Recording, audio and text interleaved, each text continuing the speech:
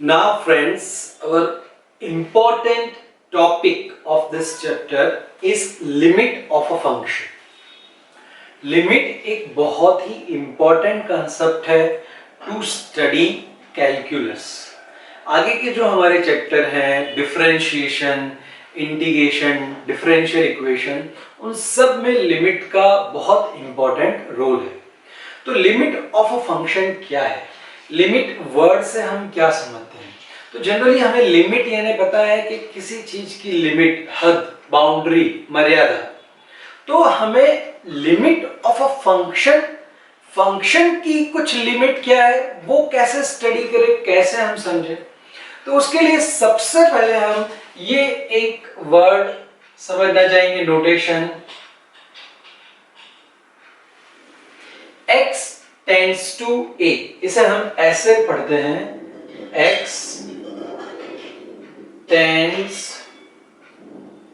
To a, x tends to a। x tends to a का क्या meaning है friends? तो x की वैल्यू a हो रही है, x की वैल्यू a की तरफ जा रही है, आइदर बाय इंक्रीजिंग और डिक्रीजिंग। तो जब भी हम बोले x tends to a, that means x की वैल्यू a हो रही है। फॉर एग्जांपल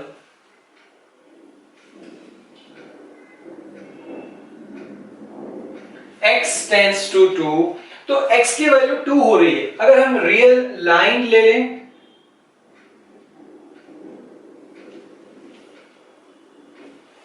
ये 0, 1, 2, 3, 4 एंड सो ऑन, यहां पे -1, -2 एंड सो ऑन। तो ये सब जो पॉइंट्स है, सपोज वो हमारा वेरिएबल है x और वो वैल्यू अप्रोच कर रही है दिस पॉइंट को। So either from this left hand side और from this right hand side.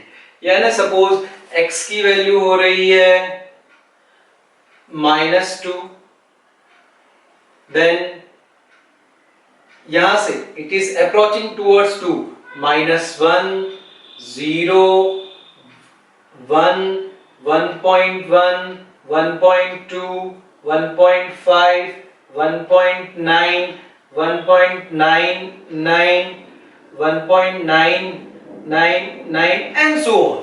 तो इस तरह से x की वैल्यू इंक्रीज होते होते इट इज अप्रोचिंग टुवर्ड्स 2 की तरफ जा रही है। हम ये नहीं कह रहे हैं कि उसकी वैल्यू एग्जैक्टली 2 हो रही है, but it is approaching towards 2 की तरफ जा रही है and very close to 2। Similarly यहां से अगर हम लें, सपोज इसकी वैल्यू है 4, then 3, then 2.9, 2.8, 2.5, ऐसे it is coming closer to 2, 2.1, 2.01, 2.001, 2.001। तो ये यहां से डिक्रीज होके 2 की तरफ आ रही है। So this is the concept of this x tends to a। अब जब कोई पर्टिकुलर वेरिएबल किसी पर्टिकुलर वैल्यू की तरफ अप्रोच कर रहा है, बढ़ रहा है, किसी भी तरह से घट के उस तरफ आ रहा है या बढ़ के उस तरफ आ रहा है, तो फंक्शन उस समय कैसा रिएक्ट करता है वो हमें फाइंड आउट करना है। So that is the concept of limit, कि जब कोई variable is tending to something, at that time how function is behaving, what is the value of function, that is nothing but limit of a function. तो ये हम समझने का try करेंगे। For example ये कोई फंक्शन है f ऑफ x, यहां पे x वेरिएबल है और x की वैल्यू जो है वो a के तरफ जा रही है, x is tending to a means x is approaching towards a, तो उसे हम कैसे लिखते हैं? We write in this form LIM. This stands for limit. Limit x tends to a f of x. तो इस नोटेशन का क्या मीनिंग है फ्रेंड? इसे हम पहले कैसे पढ़ेंगे? Limit x tends to a f of x. फिर से स्टूडेंट्स, कभी कभी बहुत सारे बच्चों को ये पढ़ते भी नहीं आता और फिर एग्जाम्पल तो दूर की बात है, तो हमें कोई भी नोटेशन क्या है, वो हमें क्या समझाता है, हम उसे कैसे बोलते हैं. जैसे हमने भी आगे फंक्शन देखा था, फंक्शन है from A to B, composite function और डिफरेंट फंक्शन, तो उसे हम कैसे बोलते हैं, कैसे एक्सप्रेस करते हैं, मैथमेटिकली कैसे राइट करते हैं, वो हमें पता होना चाहिए. तो लिमिट के लिए इसे हम पढ़ते हैं limit x tends to a f of x. तो इसका मीनिंग क्या है कि जब x की वैल्यू a के तरफ जा रही है, जो हमने ये कंसेप्ट देखे, जैसे यहाँ x टेंड्स टू 2 है, तो x की वैल्यू 2 के तरफ जा रही थी, either from left hand side और फ्रॉम राइट हैंड साइड. तो जब x की वैल्यू 2 हो रही है, तब फंक्शन की वैल्यू क्या है? तो यहाँ पे जब x की वैल्यू a हो रही है मींस a के बहुत क्लोजर. कितना क्लोजर? तो आप जितना इमेजिन करें उससे भी ज्यादा. सपोज मैं बोलूं कि 0 से सबसे पास कौन सा नंबर है, पॉजिटिव नंबर, तो कोई स्टूडेंट कहेगा 0.1, तो उससे भी पास हमारे पास नंबर है 0.01, उससे भी पास है 0.001. तो हम जैसे ही 0 बढ़ाते जाएंगे 0.00001, तो वो नंबर 0 के क्लोज आता जाएगा. So which one is the most closer? तो वो हमें पता नहीं है. हम जितना भी नंबर कोई हमें देगा तो हम और एक स्टेप उससे आगे ज्यादा जा सकते हैं. तो वो कंसेप्ट है यहाँ पे लिमिट का. एक दूसरा एग्जांपल अगर हम देना चाहें फंक्शन का, लिमिट का, सपोज हमारे पास 100 रुपीज है और हमें कोई एक ऐसी टेक्निक डेवलप करनी है कि every day I spend some money even though my money will never finish. मेरे पैसे कभी खत्म नहीं होंगे. ऐसी कोई टेक्निक हमें फाइंड आउट करनी है. तो कैसे वो टेक्निक हम फाइंड आउट कर सकते हैं, तो वो हमें यहां पे देखना है.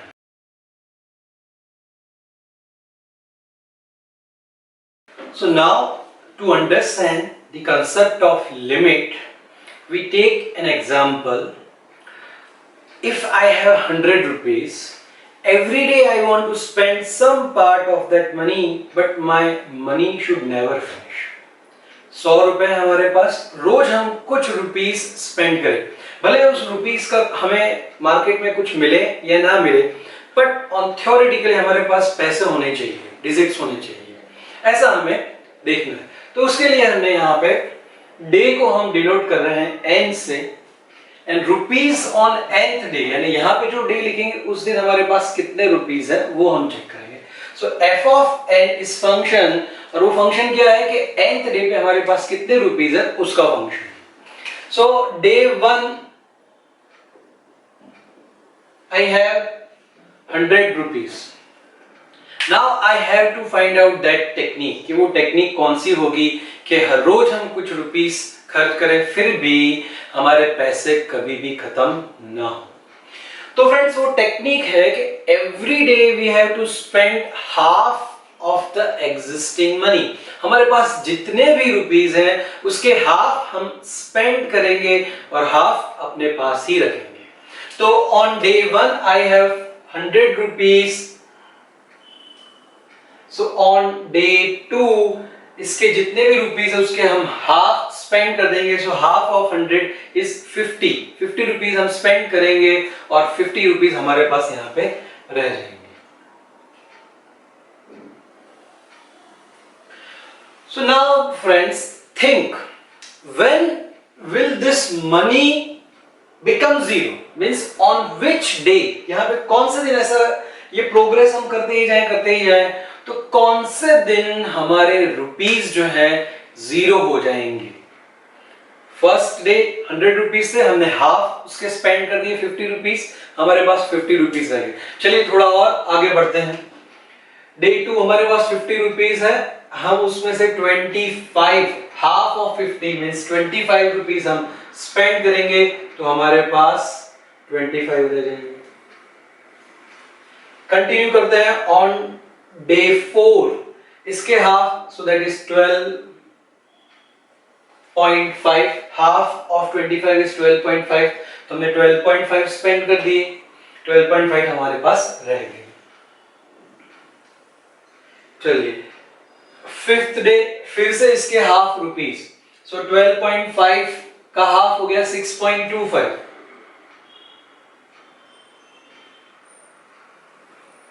तो फिर से फ्रेंड थिंक कि अभी हम इसे और प्रोग्रेस करते जाएं, 7th day, 6th day, 7th day, 8th day, तो कौन से दिन, किस दिन ये रुपीज हमारे जीरो हो जाएंगे। तो आप इसे बढ़ाते ही जाइए। तो 6th डे सपोज 6.25 है, तो उस समय लिख देता हूं 3.1। 7th day suppose 1.5। 8th day 0.75। तो 8वें दिन हमारे पास 0.75, भले इसका कुछ मिल रहा है कि नहीं मिला, पर हम ऑन पेपर अगर कहीं लिखते जाए हमने इतने खर्च किए और इतने हमारे पास रहे।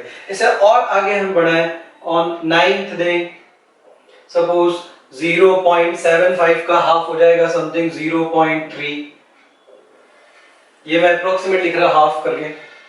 10th डे हमारे पास हो गया 0.15। तो फ्रेंड अभी भी आप समझिए, ये जो फिगर थी 100 रुपीज की, वो कम होती जा रही है। 0.15, फिर 11th डे ये हो जाएगा 0.15 है तो 0.07। चलिए इसे मैं यहां बाजू में कंटिन्यू कर रहा हूं।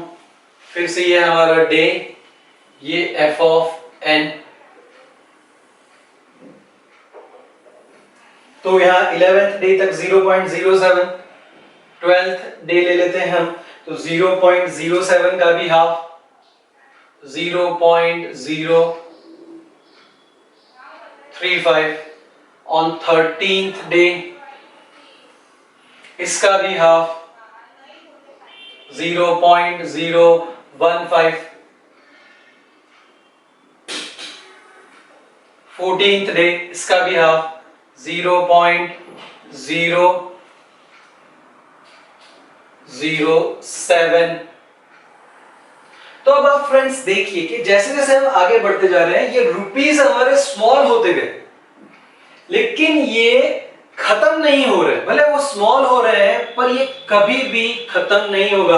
आप इसे और कंटिन्यू करिए, 0.003 एंड सो वो बढ़ता ही जाएगा, 0.0000 ऐड होता ही जाएगा, लेकिन कभी भी ये जीरो होगा नहीं, वो जीरो के बहुत पास होगा।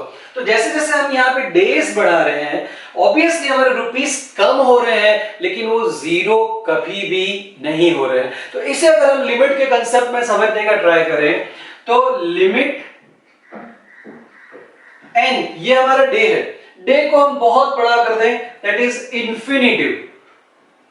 यहां पे इंफिनिटिव का क्या मीनिंग है फ्रेंड, कि infinitive is a very large number. आप 1 लाखवां दिन ले लीजिए, 1 करोड़वां दिन ले लीजिए, उससे आगे का दिन ले लीजिए। So when limit n tends to infinitive f of n, तो उस दिन इस फंक्शन की वैल्यू क्या होगी, यानी जब दिन हमारे इंफिनिटी होंगे तब हमारे पास कितने रुपीस होंगे। तो फ्रेंड्स जैसा हमने यहाँ पे देखा कि हमारे रुपीस कभी भी जीरो तो नहीं हो रहे, लेकिन वो जीरो के बहुत पास जा रहे हैं। अगर यहां पे मैं आपको जीरो से बड़ा कोई नंबर दूं, भले ही जीरो के पास, फॉर एग्जांपल मैं दे रहा हूं 0.75, तो मैं अगर बोलूं कि 0.75 से कम पैसे कब रहेंगे, तो आप बोल सकते हो कि 9th डे 0.75 से कम पैसे हैं हमारे पास। अगर मैं उसको और कम कर दूं, सपोज मैं बोलूं कि भाई 0.035 रुपीस कब रह जाएंगे, तो आप दे सकते हो कि 12th डे। अगर मैं उसको और छोटा करता जाऊं 0.015, सो 13th डे। 0.007 14th day. अगर मैं बोलूं 0.00000 समथिंग 1 2 3 व्हाटएवर, तो हमें जरूर उसके लिए दिन मिल जाएगा कि उस दिन हमारे पास उससे भी कम रुपीस रहेंगे। बट अगर मैं आपको 0 दूं तो कभी भी हमें यहाँ पे डे नहीं मिलेगा, क्योंकि ये हाफ होते होते कभी भी 0 होने वाला नहीं है। So this is the concept of limit friends. तो limit n tends to infinity f n, यानी जब हमारा डे इंफिनिटी होगा तब ये रुपीस हमारे 0 के बहुत पास होने वाले हैं। Is it clear friend? तो यहां पे अगर मैं कोई भी एक नंबर एप्सिलॉन ले लूं, suppose this is known as epsilon, epsilon greater than 0, this is the notation of epsilon. यानी कोई भी मैं डे ले लूं, कोई भी एप्सिलॉन, कोई भी नंबर ले लूं, वो कितना भी छोटा लो लेकिन 0 से बड़ा, 0.1, उससे छोटा लेना है तो 0.000001।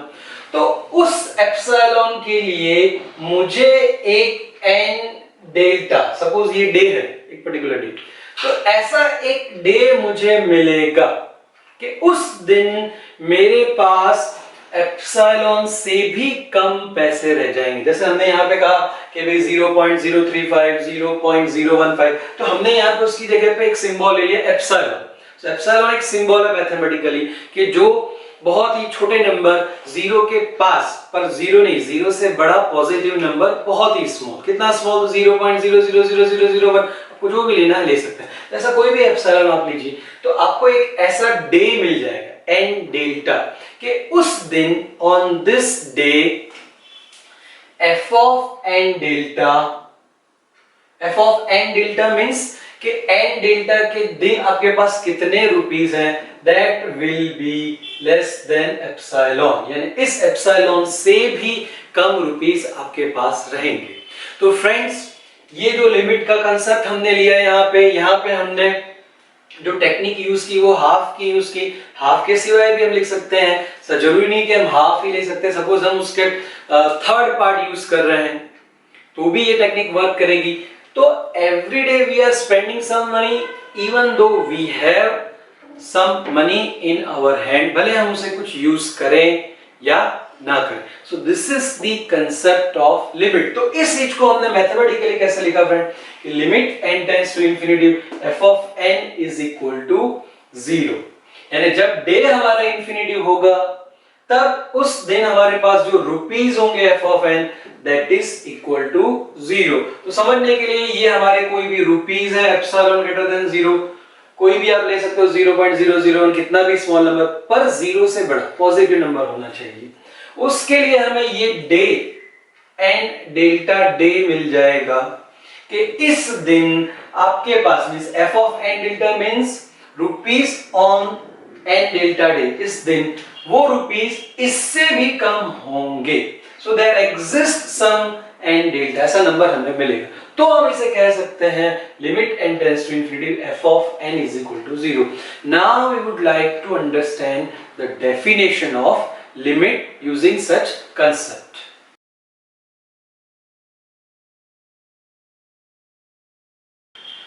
Now we want to understand the definition of limit. Let f of x be a function. f of x कोई function है of real variable x.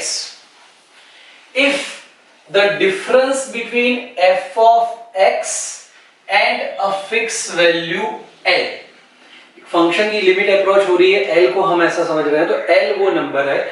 So difference between f of x and a fixed value l can be made as small as possible, जितना small बनाना है उतना हम बना सकते हैं by taking the values of x sufficiently near to a. a के पास अगर हम x की वैल्यू ले जाए, that is x tends to a, x की वैल्यू को हम a के पास ले जा रहे हैं, but not equal to a, but not exactly x equal to a, it is very near to a, जो हमने कंसेप्ट देखा था x टेंड्स टू a वाला।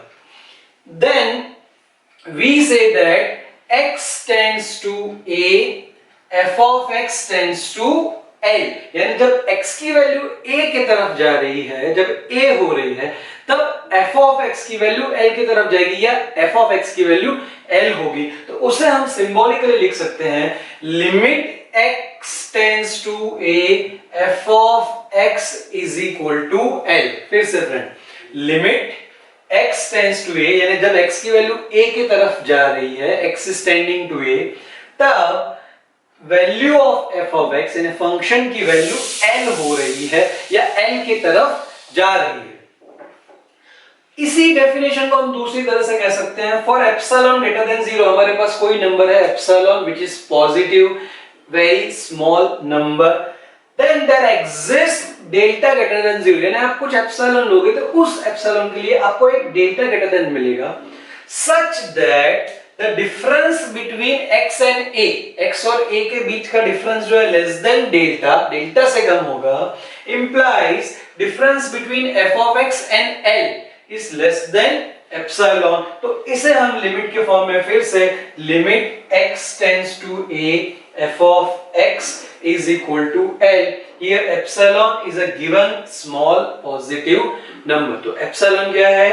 स्मॉल पॉजिटिव नंबर है, उसे आप जितना छोटा लेना हो ले सकते हैं। तो कोई एक एप्सिलॉन आप दीजिए तो उसके लिए हमें डेल्टा मिलेगा कि जहां पर x माइनस a का डिफरेंस लेस देन डेल्टा होगा और f ऑफ x और L का डिफरेंस एप्सिलॉन से कम होगा।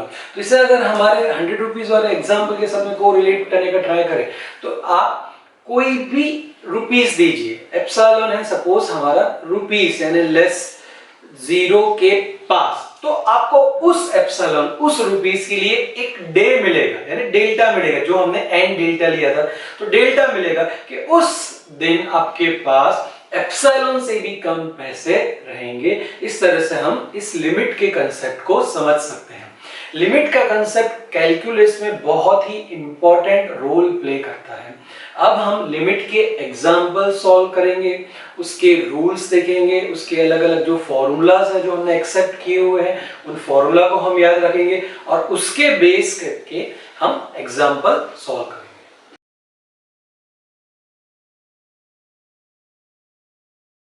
Now properties of limit, or we can say it as working rule।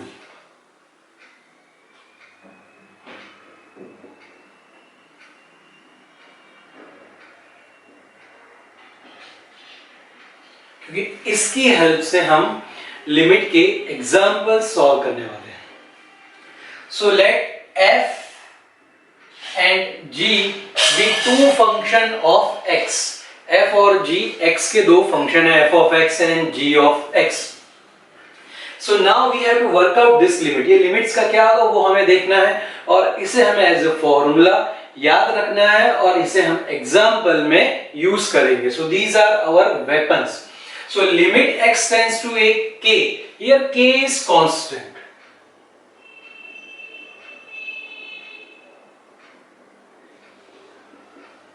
तो कांस्टेंट की वैल्यू कभी चेंज नहीं होती, वेरिएबल की वैल्यू कुछ भी हो जाए। So limit x tends to A k का आंसर हमें हमेशा k ही मिलेगा। k की जगह 1 2 3 4 पाई e, it could be anything. तो कांस्टेंट के ऊपर हम कोई भी लिमिट ले आंसर हमें वही कांस्टेंट मिलेगा। Next limit x tends to A k into f of x, यहां पे इस कांस्टेंट से f ऑफ x को मल्टीप्लाई किया हुआ है। तो जैसे हमने यहाँ पे देखा कांस्टेंट की लिमिट k होती है, k की लिमिट k, तो यहाँ कांस्टेंट के साथ में कोई फंक्शन है तो कांस्टेंट पे लिमिट की कोई इफेक्ट नहीं होती, तो इस कांस्टेंट को हम लिमिट में से बाहर ला सकते हैं। तो यहाँ k को हम बाहर ला देंगे। So k times limit x tends to a f of x, फिर इसकी जो भी लिमिट होगी k उससे मल्टीप्लाई हो जाएगा and again here k is constant. Next is limit x tends to a f of x plus gx, या फिर प्लस की जगह पे माइनस भी हो सकता है। तो जब भी दो फंक्शन का एडिशन या सब्ट्रैक्शन हो तो हम लिमिट को सेपरेट कर सकते हैं। सेपरेट मींस दोनों को अलग अलग हम देंगे, तो ये हो जाएगा limit x tends to a f of x। हमने f ऑफ x को ये लिमिट दे दी, अगर यहां बीच में प्लस है तो हम प्लस लिखेंगे, अगर माइनस है तो माइनस लिखेंगे। लिमिट, ये लिमिट हम gx को भी दे देंगे। So x tends to a g of x। तो सिंपली हमने यहाँ लिमिट को एडिशन या सब्ट्रैक्शन के लिए हम सेपरेट कर सकते हैं। सिमिलरली नेक्स्ट में यहाँ पे फंक्शन f ऑफ x और g ऑफ x का मल्टीप्लिकेशन है, तो मल्टीप्लिकेशन के लिए भी इस लिमिट को सेपरेट कर सकते हैं। तो this will be equal to limit x tends to a f of x into, या मल्टीप्लिकेशन है तो multiplication limit x tends to a g of x। Next है division of this function limit x tends to a f of x upon g of x। यहां पर भी हम इस limit को सेपरेट कर सकते हैं, so this will be equal to limit x tends to a f of x upon limit x tends to a g of x। लेकिन यहां पे एक कंडीशन है फ्रेंड्स, कंडीशन ये है कि ये जो डिनोमिनेटर है वो लिमिट देने के बाद जीरो नहीं होना चाहिए। तो उस कंडीशन को हम यहां लिखते हैं provided limit x tends to a g of x is not equal to zero. अगर ये लिमिट देने से डिनोमिनेटर जीरो हो रहा है तो हम इस लिमिट को सेपरेट नहीं कर सकते हैं। तो हमने इन तीन रूल्स में एडिशन के लिए सेपरेट किया, सब्ट्रैक्शन के लिए सेपरेट, मल्टीप्लिकेशन के लिए सेपरेट किया, डिनोमिनेटर के लिए सेपरेट किया। लेकिन डिनोमिनेटर में सिर्फ एक कंडीशन है कि लिमिट देने के बाद ये डिनोमिनेटर जीरो नहीं होना चाहिए। अगर जीरो हो रहा है तो हम उसे सेपरेट नहीं कर सकते हैं। नेक्स्ट है limit x tends to a log of f of x। Log के अंदर फंक्शन है तो हम इस लिमिट को लॉग के अंदर ले जा सकते हैं। So this will be equal to log of limit x tends to a f of x। तो फिर से फ्रेंड ये सब हमारे जो प्रॉपर्टीज ऑफ लिमिट या वर्किंग रूल्स हैं, इसे हम एग्जांपल्स में यूज करेंगे। कांस्टेंट पे लिमिट की कोई इफेक्ट नहीं होती, यानी कांस्टेंट की लिमिट कांस्टेंट ही हो जाएगी, यानी k का आंसर k ही आ जाएगा, चाहे यहाँ पे कुछ भी हो। Limit x tends to a k into f of x, यानी अगर फंक्शन के साथ कोई कांस्टेंट मल्टीप्लिकेशन में है तो हम उस कांस्टेंट को लिमिट में से बाहर निकाल देंगे। यहाँ पे दो फंक्शन का एडिशन या सब्ट्रैक्शन हो, मल्टीप्लिकेशन हो या डिवीजन हो, तो हम उस लिमिट को सेपरेट अलग अलग कर सकते हैं। एडिशन है तो एडिशन में सेपरेट, सब्ट्रैक्शन है तो सब्ट्रैक्शन में सेपरेट, मल्टीप्लिकेशन है तो मल्टीप्लिकेशन में सेपरेट, डिवीजन है तो डिवीजन में सेपरेट। लेकिन डिवीजन में यहाँ पे कंडीशन है कि लिमिट देने के बाद ये डिनोमिनेटर जीरो नहीं होना चाहिए, तो ही हम उसे सेपरेट कर सकते हैं, अदरवाइज नहीं। नेक्स्ट है limit x tends to log of f of x। log के अंदर फंक्शन है तो इस लिमिट को हम वहां पे ले जा सकते हैं। So log of limit x tends to f of x। So these are the properties of limit और working rules which we have to remember, and using these rules we will solve example of limit.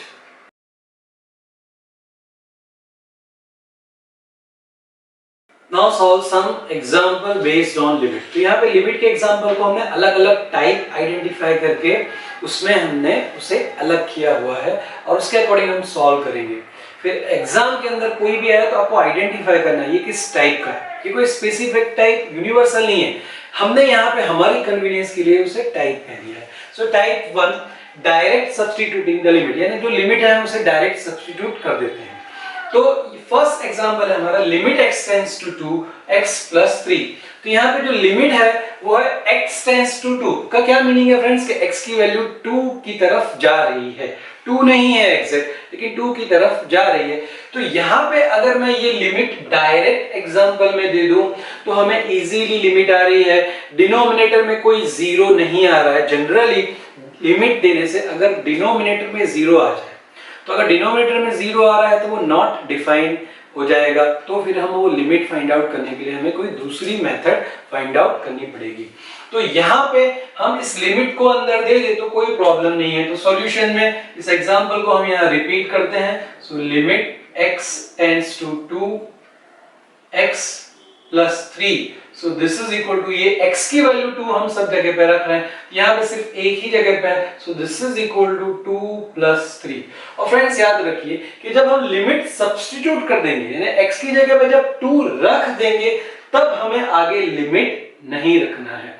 जब तक हम उसे substitute नहीं कर रहे हैं तब तक हम लिमिट लिमिट लिखते जाएंगे, लेकिन जैसे ही हम उस लिमिट को वहां पे सब्स्टिट्यूट कर देंगे तब हमें आगे लिमिट नहीं लिखना है। तो हमने यहाँ पे जो वेरिएबल है x और x की वैल्यू हमें दी हुई है x टेंड्स टू 2, तो यहाँ x की जगह पे हमने 2 रख दिया और 3 as it is, so 2 + 3 this is equal to 5। So this is the answer of this example. So I hope friend ये क्लियर हो गया होगा। तो ये हमने डायरेक्ट सब्स्टिट्यूट कर दिया, बहुत ही इजीली हमें आंसर मिल गया। नेक्स्ट एग्जांपल है लिमिट x टेंड्स टू 0। यहाँ पे जो लिमिट है वो x टेंड्स टू 0, यानी x की वैल्यू 0 की तरफ जा रही है, 0 हो रही है लेकिन 0 नहीं है। सो सॉल्यूशन, एग्जांपल को हम फिर से यहाँ पे लिख देते हैं, limit x tends to 0 x² + 3x + 2 upon x + 1। तो यहाँ पे ये लिमिट हम अगर दोनों को दे दे, जो हमने रूल में पढ़ा था limit x tends to a f(x) upon g(x), तो ये लिमिट हम ऊपर और नीचे दोनों को दे देते हैं। तो क्या हो जाएगा फ्रेंड्स, ये लिमिट मैं यहाँ सब्स्टिट्यूट कर देता हूँ डायरेक्ट, तो x जहां भी x है वहां पे हम 0 सब्स्टिट्यूट कर देंगे। सो दिस विल बी 0² + 3 × 0 + 2 अपॉन 0 + 1।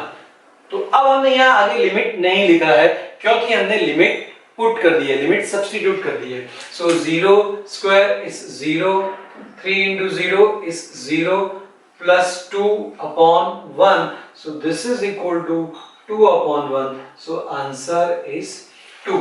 तो यहाँ पे लिमिट x टेंड्स टू 0 रखने से हमें यहाँ पे 2 मिल गया। और फ्रेंड्स हम यहाँ याद रखेंगे कि लिमिट हमने डिनोमिनेटर में जब रखी तो डिनोमिनेटर 0 नहीं हो रहा है, तो हम इस लिमिट को रख सकते हैं। अगर ये लिमिट रखने से डिनोमिनेटर 0 होता है तो फिर ये मेथड वर्क नहीं करेगी, हमें कुछ दूसरा सोचना पड़ेगा। जैसा कि हमने रूल में देखा था, limit x tends to f(x) upon g(x), उसे हमने सेपरेट तो किया, limit x tends to f(x) upon limit x tends to g(x), provided वहां कंडीशन थी कि डिनोमिनेटर यानी limit x tends to g(x) 0 नहीं होना चाहिए। तो यहाँ पे ये लिमिट देने से वो 0 नहीं हो रहा।